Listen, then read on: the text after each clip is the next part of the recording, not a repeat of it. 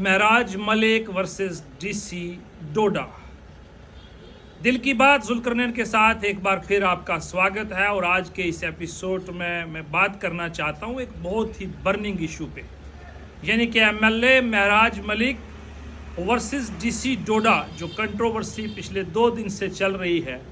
मैंने सोचा और बहुत सारे टेलीफोन, बहुत सारी सिविल सोसाइटी के लोगों के मैंने रिसीव किए कि सर इस पर ज़रूर बात कीजिए और आप ये बताइए कि आपकी क्या विचार है, आप इस पर क्या कहना चाहते हैं। जहाँ तक आप और हम सब लोग ये जानते हैं कि जम्मू कश्मीर की ब्यूरोक्रेसी किस तरीके से चल रही है, यानी कि 5 अगस्त 2019 से लेके अभी तक जम्मू कश्मीर के लोग ब्यूरोक्रेसी के हाथों में किस तरह पिस रहे हैं, इससे जम्मू कश्मीर की जनता वाकिफ़।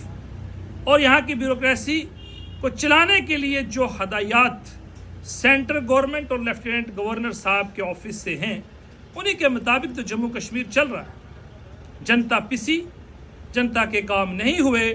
और आज जो हुकूमत जम्मू कश्मीर के अंदर काम कर रही है, उसका भी आप सबको पूरा अंदाज़ा है कि वो सरकार कैसे काम कर रही है। 90 एमएलए हमारे यहाँ पर हैं, लेकिन किन एमएलओ की सुनवाई एडमिनिस्ट्रेशन में डिप्टी कमिश्नर और बाकी स्टाफ कर रहे हैं, इससे आप और हम सब वाकिफ़ हैं। महराज मलिक साहब एक इशू को सामने लेकर आए कि एक प्राइमरी हेल्थ सेंटर एक गरीब आदमी के घर में था, उसके लिए डिप्टी कमिश्नर ने कमेटी बनाई और उस कमेटी ने फाइनल किया कि यहाँ से इस हेल्थ सेंटर को शिफ्ट करके दूसरी जगह पर शिफ्ट किया जाए। महराज साहब इस बात से नाराज़ हो गए, लेकिन नाराज़गी बड़े हद पर बढ़ गई। कोई बड़ा मामला नहीं था, एक प्राइमरी हेल्थ सेंटर की ट्रांसफ़र का मामला था। यानी कि जहां पर था, महराज साहब ये कह रहे थे कि शायद इसको यहीं पर रखा जाए। डिप्टी कमिश्नर के पास दूसरी पार्टी आ गई और उन्होंने कहा कि ये सेंटर दूसरी जगह ट्रांसफ़र किया जाए, ट्रांसफ़र कर दिया गया। महराज साहब ने इस मामले के ऊपर बात की।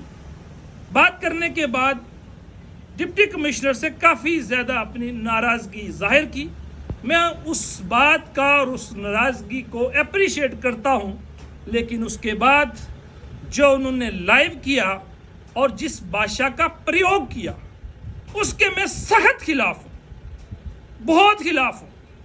आप अपनी नाराज़गी जाहिर करें, अपनी बात सरकार तक पहुंचाएं, जो भी लीगल पैरामीटर्स हैं उसको अडॉप्ट करें, कोई गलत बात नहीं।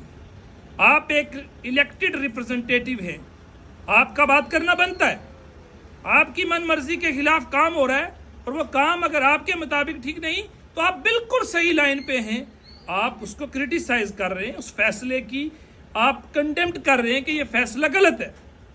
लेकिन जो पर्सनल कमेंट महराज मलिक जी ने किए, मैं जाती तौर पे सरासर उस लैंग्वेज के खिलाफ हूँ। इसलिए खिलाफ हूँ कि आप एक आदमी को, एक चेयर को एड्रेस कर रहे हैं। आप उनके खिलाफ भी बात करते तो कोई बात नहीं थी, लेकिन जो आपने उनकी फैमिली को, खास तौर के ऊपर उनके वालिद मोहतरम, उनकी वालिदा, उनकी वाइफ को भी एड्रेस किया और जिस भाषा का प्रयोग किया, मैं उसको रिपीट नहीं करना चाहता। आप तमाम लोगों ने देखा, जिसका मुझे बड़ा दुख हुआ कि महराज जी, आपको जोश के अंदर होश को नहीं खोना था। आपने सारी बातें जितनी कहीं वो हमारी माइनॉरिटी से ताल्लुक़ रखने वाले लोगों को भी ठेस पहुंची। मुझे ज़ाती तौर पे ज़बरदस्त किस्म का सदमा है, दुख है। और मैं तमाम सिख परिवार से, बिलखसूस जम्मू कश्मीर और उनकी फैमिली से, तमाम जितने भी हमारे सिख कम्युनिटी से ताल्लुक़ रखने वाले लोग हैं, उनसे ज़ाती तौर पे इस बात के लिए माजरत हुआ हूँ और बड़े अदब व एहतराम से ये कहना चाहता हूँ कि कोई ऐसी बात नहीं। हम इस वक़्त जो भी ये बातचीत हुई है, ऑन पार्लियामेंट लैंग्वेज का इस्तेमाल हुआ है, उसका साथ कोई नहीं दे सकता। आप यही बात डेमोक्रेटिक तरीके के साथ इन द पैरामीटर्स अपनी ज़ुबान पे कंट्रोल रख के कहते तो कोई गलत बात नहीं थी। हम भी हर दिन बात करते हैं, प्राइम मिनिस्टर साहब से गुजारिश करते हैं, यहाँ के ऑनरेबल होम मिनिस्टर साहब से कहते हैं, यहाँ के लेफ्टिनेंट गवर्नर, यहाँ के चीफ मिनिस्टर साहब से कहते हैं, लेकिन कुछ एहतियात के साथ अगर महराज जी ये बात कहते, चूँकि आपको लोगों ने बहुत प्यार दिया है, आप एक इलेक्टेड रिप्रेजेंटेटिव हैं, हर आदमी मेरे सिवा और मैं खुद भी आपकी इज्जत करता हूँ, लेकिन जिस भाषा का आपने महराज जी इस्तेमाल किया है ये सरासर गलत है, क्योंकि आपको ये भी याद होना चाहिए कि 89 MLA और भी इसी जम्मू कश्मीर की असेंबली में हैं।